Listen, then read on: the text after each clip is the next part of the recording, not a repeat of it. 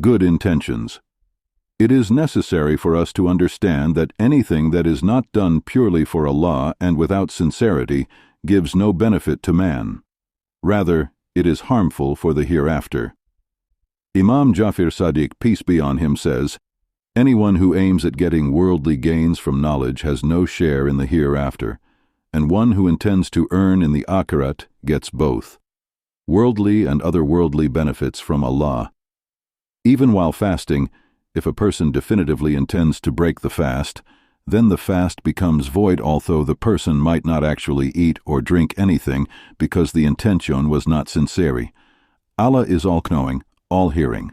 Nothing is concealed from Him. He knows even the hidden secrets of our hearts. He is well aware of our intention. He knows the real motives to all our actions. We can deceive a man, but can never deceive him.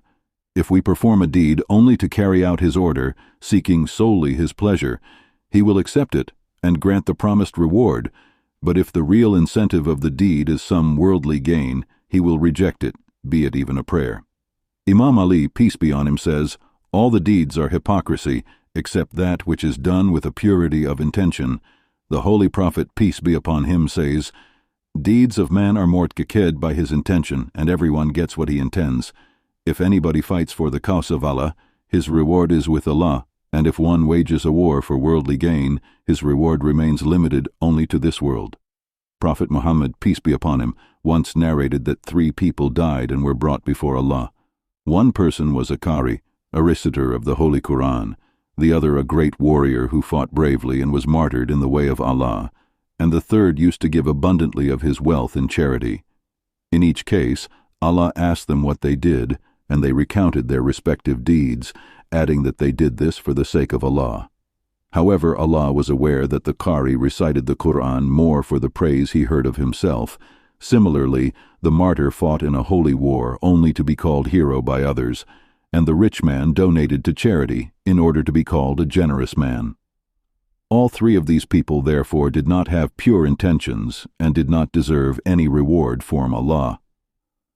So suppose you tell a friend to stop cheating or being mean to other friends and your friend gets mad at you. Do you think you did something wrong? No, not if your intention was to help your friend do something right and refrain from wrong.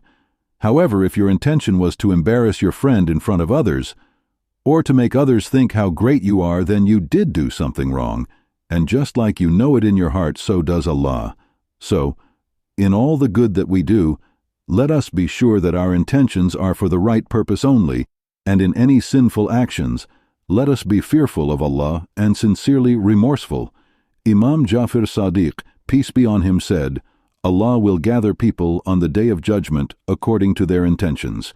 If the action lacks sincerity, however dignified or pious it may be, it will not fetch any reward from Allah."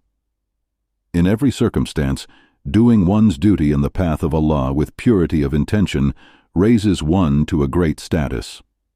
Nobody can say that this is not possible for me, because when one starts walking on the way of Allah, one's strength increases and one's difficulties are resolved.